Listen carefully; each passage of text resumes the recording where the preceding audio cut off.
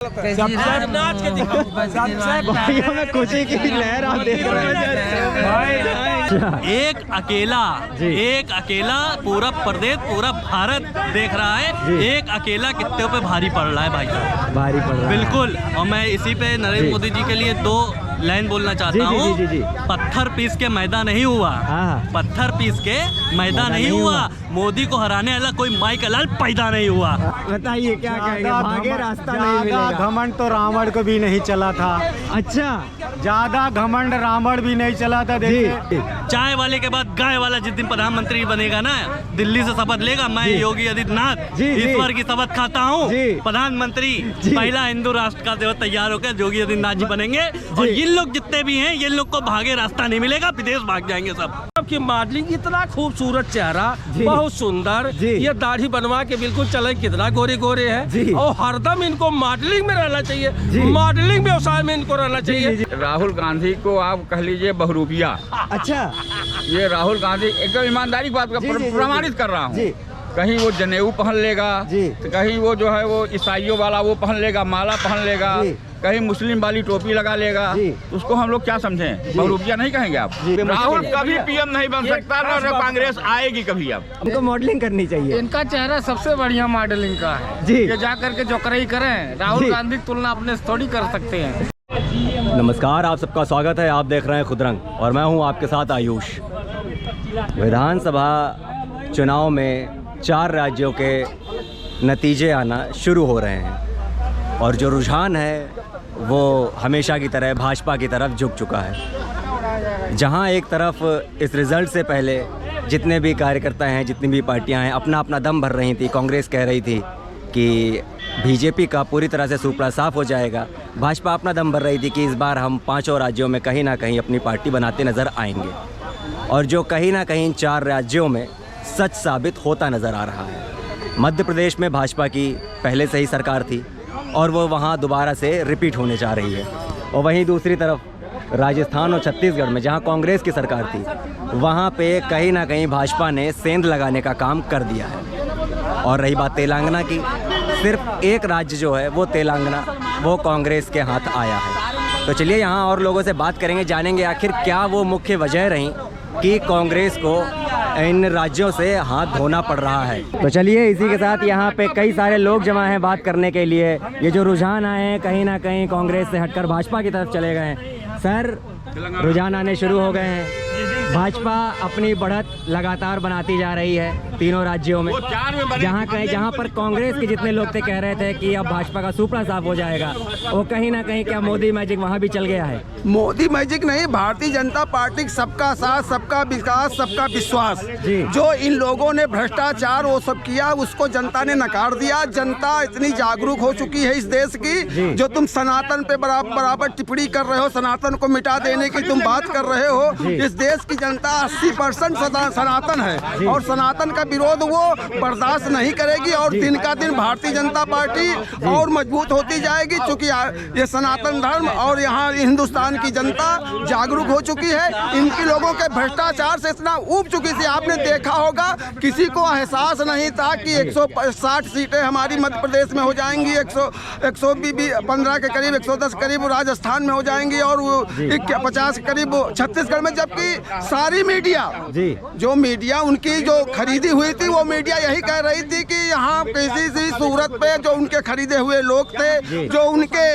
भ्रष्टाचार में लिप्त लोग थे, वो यही कह रहे थे कि कहीं 3 तारीख को भारतीय जनता पार्टी नजर नहीं आएगी। उसके बावजूद इस देश की जनता को मैं प्रणाम करना चाहता हूँ, चारों देश की। और उसने सही मैंडेट और सही दिशा में उसने कदम उठाया और भारतीय जनता पार्टी की तीनों राज्यों में प्रचंड बहुमत से सरकार बनाई। इसी तरह 2024 में माननीय नरेंद्र मोदी जी को इस देश की जनता प्रधानमंत्री पुनः बैठाएगी और इन लुटेरों के चंगुल में कतई जनता फंसेगी नहीं। अब तुम फिर ईवीएम का रोना रोगे, तुम जीत जाओ तो नहीं, अब अभी देखना शुरू हो जाएगा। हम तो पहले से बोल रहे थे सब ईवीएम है। चलिए और भी लोग जान जनता नहीं जी, क्या कहना चाहेंगे आप बताइए? ये जो रुझान पूरी तरह से ऐसे से पूरा पलट चुके हैं कांग्रेस से पूरा भाजपा की तरफ चला गया रुझान, क्या कहेंगे आप? देखिए, भाजपा की तरफ रुझान इसलिए चला गया कि भाजपा की जो अभी भाई साहब बात कर रहे थे, भाजपा के नेता जी अभी वो जो बोल रहे थे जी, भाजपा सरकार की जो केंद्र सरकार की योजना है वो बहुत अच्छी है जी। उनका डायरेक्ट लाभ जनता को मिलता है जी। प्रधानमंत्री उज्ज्वला योजना, किसान सम्मान निधि, मुफ्त राशन, शौचालय, है ना, इस तरह का आवास, इस तरह की जो चीजें हैं, दिवाली होली में सिलेंडर, इन जो ये चीजें हैं ये इम्प्रेस कर रही पब्लिक जी। जो देश की जनता है, ये जो डायरेक्ट योजनाएं हैं इनसे जनता इम्प्रेस हो रही है, इम्प्रेस होकर बीजेपी को वोट कर रही है जी। रीजन इसमें ये है, जनता इन योजनाओं से इम्प्रेस होकर बीजेपी को वोट करती है क्योंकि इन योजनाओं का लाभ डायरेक्ट जनता को मिलता है, डायरेक्ट जनता को मिलता है। नहीं, ये बात तो सत्य है कि जनता को क्या है कि जनता भोली भाली है और छली गई है जी। जनता को एक्चुअल में सबसे ज़्यादा दिक्कत जो आई है वो आई है महिलाओं की। अच्छा, महिलाएं घर में होती हैं, बाहर बहुत कम निकलती हैं जी। तो महिलाओं ने फ्री बीज को ज़्यादा महत्व दिया है और बढ़ चढ़ करके उन्होंने हिस्सा लिया है जी। अगर वोट के प्रतिशत को देखेंगे तो पुरुष जो वोट करता है वो विकास के मुद्दे पर बात करता है, बेरोजगारी के मुद्दे पर बात करता है, लेकिन जो महिलाएं घर में होती हैं उनको ये दिखाई देता है कि 5 किलो राशन मिल रहा है जी। रही बात गैस की, तो गैस तो किसी को फ्री नहीं मिली, चाहे वो उसमें हो, कनेक्शन आपको दिया है, लेकिन कनेक्शन में जो उज्ज्वला योजना की कनेक्शन है उसमें हमको नहीं लगता गरीब तबके को मिल पाया है जी। क्योंकि गरीब तबका आज भी झोपड़ी में रहता है और ये ऑयल कंपनियों का, नेचुरल गैस कंपनियों का ये कहना है कि साहब हवादार कमरे होने चाहिए, पक्का मकान होना चाहिए तभी मिलेगा, तो कहीं ना कहीं उन झोपड़ी वालों को छला गया है। इनका कहना गलत है। ये भाजपा के जितने भी नेता कार्यकर्ता हैं, पैसे वाले हैं, उन लोगों ने लिया है, इसका फ्री बीज का मामला उठाया है जी। तो ये निश्चित तौर पर देश की जनता के साथ छलावा हुआ है, क्योंकि टैक्स भी उन्हीं से लेना है, उनको फ्री बीज के नाम पर देना है, घूस भी उन्हीं से लेना है, और गरीब को अपनी रोजी रोटी के लिए ही दिन रात है, तो उसे राजनीति में ज़्यादा इंटरेस्ट नहीं है। उसका सिर्फ इससे मतलब है कि हमें जो प्रॉफिट मिल रहा है, फ्री का मिल रहा है, 5 किलो के अनाज बजाय 4 किलो तो मिल ही रहा है ना। 85 करोड़ प्रति महीने जो है कोई बेईमानी कर रहा है तो करने दो, लेकिन हमें तो 4 किलो मिल ही रहा है। जितना भी कहा तो, लेकिन कहीं ना कहीं इस चीज का फायदा भाजपा को तो मिला, बिल्कुल मिला है, बिल्कुल मिला है, क्योंकि भाजपा कहीं ना कहीं फिर से सत्ता में आ रही है, जहाँ जहाँ नहीं भी थी वहाँ फिर से आ रही है। वहाँ पर नहीं, अब उसमें बहुत सारी चीजें हैं, हम उसमें नहीं जाना चाहेंगे, लेकिन ये देखने की बात है कि जहाँ इनका ये मतलब है कि जहाँ एंटी गवर्नमेंट मतलब बीजेपी है जी, वहाँ पर उनको हराना इनका मात्र मकसद है जी। और जहाँ पर इनके से आप देख लें, 3 राज्य यहाँ ले लिया जी, 3 राज्य में ये बढ़त हासिल किए हुए हैं, मिजोरम में इनका कुछ नहीं है, तो वहाँ कैसे बीजेपी जीतेगी? तो इसलिए वहाँ नहीं जिताया उन्होंने। चलिए हम 4 तारीख को बात करेंगे जब होगा। बाकी तेलंगाना की बात हम करते हैं। तेलंगाना में जो है असदुद्दीन ओवैसी पूरे सीटों पर लड़ नहीं पाए, नहीं तो हो सकता है असदुद्दीन ओवैसी की सरकार वहाँ बनाते हैं बीजेपी के लोग मिल करके। अच्छा, और जो है ये क्या बोलते हैं, बीजेपी की 4 सीटें वहाँ, वो भी पूरे तेलंगाना में लड़ पाए, तो वहाँ फाइट BRS भी इनसे थोड़ी तूतुमय में हो गई थी, तो BRS की भी उसकी हैसियत दिखाना था, इसलिए कांग्रेस को वहाँ जिता दिया। कहने के लिए ये हो जाए कि भाई EVM पर या हमारे यहाँ कोई बेईमानी नहीं है, अगर बेईमानी होती तो कैसे जो है तेलंगाना में जीत जाते। बताइए सर, रुझान पूरी तरह से बदल गया? जी बिल्कुल बदल गया। आपके चैनल के माध्यम से हमने 4-5 दिन पहले ही आपको बताया था जी कि बीजेपी की पूर्ण बहुमत से 3 राज्यों में सरकार बनेगी जी।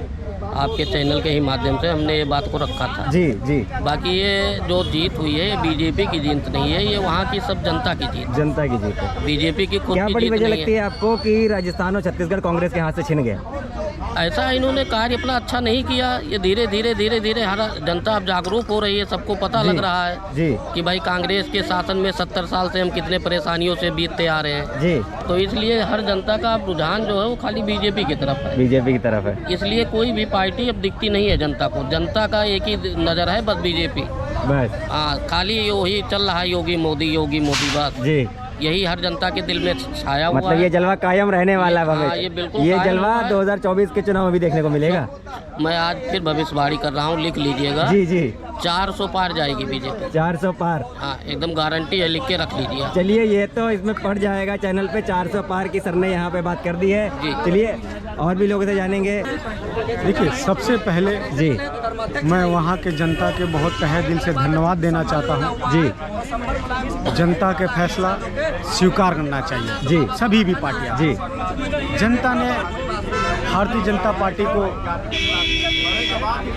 भविष्य के लिए चुनी है जी, उनके लिए बहुत बहुत धन्यवाद जी। रही बात जनता की जी, जनता की कमी नहीं है, कहीं न कहीं हम लोग कांग्रेस पार्टी के जो छोटे बड़े मंडल से लेके पदाधिकारी और बड़े नेता जी, हम लोग अपने से समीकरण बनाएंगे कहाँ कहाँ कमियाँ किए हैं जी, जो जनता तक अपनी बातें नहीं पहुँचा पाए जी। राजस्थान से ले लीजिए, मध्य प्रदेश, छत्तीसगढ़, तेलंगाना जी, तेलंगाना हम लोग चुनाव जीते हैं जी, वहाँ की भी जनता को बहुत बहुत धन्यवाद देना चाहता हूँ जी। और रही बात है विधानसभा के चुनाव है जी, जनता परिवर्तन चाहती है लोकसभा की चुनाव।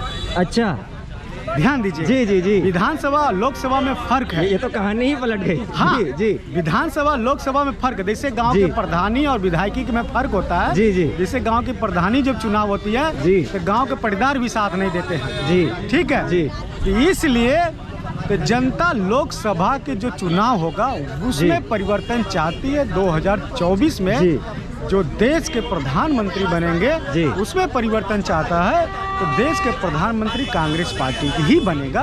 कोई भी व्यक्ति बने तो कांग्रेस पार्टी के, इंडिया के गठबंधन के ही बनेगा। अच्छा, आपको क्या वो बड़ी वजह लगती है कि जहाँ पे भाजपा थी वहाँ भाजपा दोबारा रिपीट हो रही है, लेकिन जहाँ भाजपा नहीं थी वहाँ भी कैसे पहुँच रही है? देखिए, भाजपा पहुँच नहीं रही।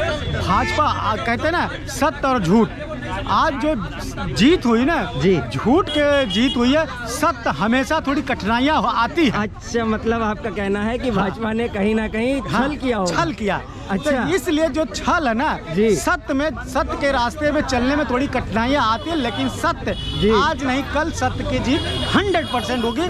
देख लेना 6 महीना के बाद, 6 महीना के बाद।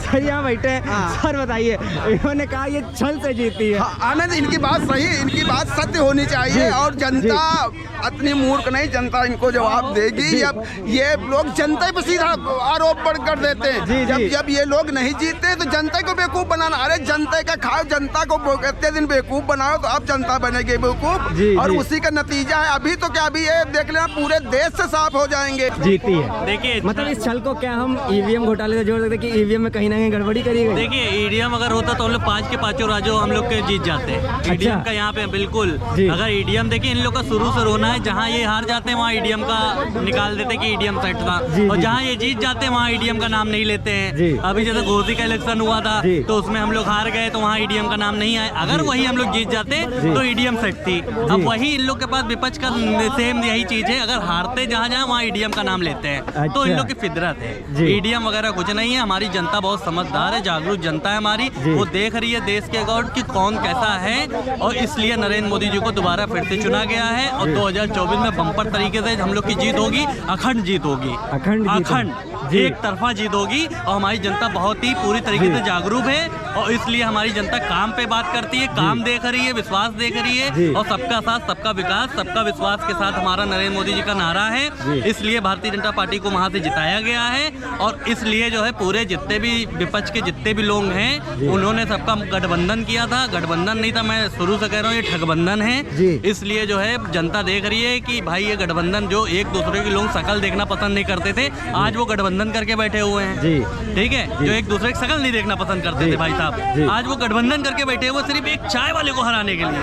अच्छा, एक अकेला पूरा प्रदेश, पूरा भारत देख रहा है, एक अकेला कितने पे भारी पड़ रहा है भाई साहब, भारी पड़ रहा है बिल्कुल। और मैं इसी पे नरेंद्र मोदी जी के लिए 2 लाइन बोलना चाहता हूँ। पत्थर पीस के मैदा नहीं हुआ, पत्थर पीस के मैदा नहीं हुआ, मोदी को हराने वाला कोई माइकल लाल पैदा नहीं हुआ। 2047 तक नरेंद्र मोदी जी की सरकार बनी रहेगी, अखंड जीत होने वाली है भारतीय जनता पार्टी की, और बिना कोई दो राय। अब जनता बहुत समझदार हो चुकी है, अभी तो सिर्फ ये परेशान है नरेंद्र मोदी जी से।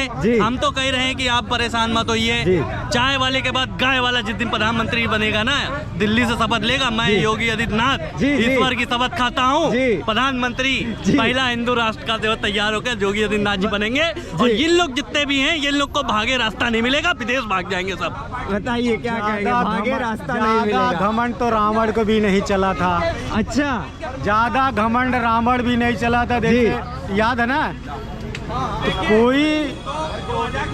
कोई ऐसा दूध बन के आएगा जो गरीब मजदूर के, जी वो गरीब मजदूर के दूध बन के आ रहे हैं हमारे देश के राहुल भाई आ रहे हैं। अच्छा। 2024 में देख लेना, ये घमंड बहुत जल्दी तोड़ने वाले हम लोग हैं जी, हम लोग तोड़ने वाले हैं 2024। सिर्फ जो है जनता को सिर्फ लूटने का काम किया गया है। इससे पहले वाली सरकार 2014 के पहले जो सरकार थी, सिर्फ जनता को उन्होंने लूटा है, कोई भी योजना उनके पास नहीं पहुंचती थी। और यही इन्हीं के ही नेता बोलते थे कि हम जो है वहाँ पे 1000 रुपए भेजते हैं तो वहाँ पे 25 पैसे पहुँचते हैं। इन्हीं के नेता का बयान है, मैं नहीं बोल रहा हूँ, ये इन्हीं के नेता लोग का बयान है। इसलिए सबसे पहले माननीय हमारे प्रधानमंत्री जी ने जो है जनधन खाते खुलवाए कि सीधे सबके अकाउंट में पैसा पहुंचे, बीच में कोई लहमारी वाला काम ही ना रहे। सबसे पहले उन्होंने ये काम किया जो सबसे जनता तक पैसा पूरा योजना का पहुंचता है। और दूसरी बात, किसानों के लिए बहुत सी योजना निकाली गई हैं। सबसे पहला शौचालय का काम हुआ, जो सपना सबका शायद कांग्रेस के नेताओं का था, बड़े बड़े कि उनका सपना था कि हमारे यहाँ जो सबका शौचालय का सपना पूरा किसने किया? नरेंद्र मोदी जी ने। ठीक, डिजिटल इंडिया और स्वच्छ भारत अभियान का जो है किसका सपना था? वो भी इन्हीं लोगों का था। उसका सपना किसने पूरा किया? माननीय नरेंद्र मोदी जी ने। तो भाई साहब, जब सबका सपना नरेंद्र मोदी जी पूरा कर रहे हैं तो आपको दोबारा लाने की क्या जरूरत है? वही नहीं जरा करवा ले सब सपना। और आज के 9.5 साल के मैं नरेंद्र मोदी जी का कार्यकाल बता दूं कि पहले से और अब में जमीन आसमान का फर्क है। जो 9.5 साल में हमारे नरेंद्र मोदी जी ने इतना बम्पर तरीके से काम किया, भाई पूरे विश्व में डंका बज रहा है नरेंद्र मोदी जी का।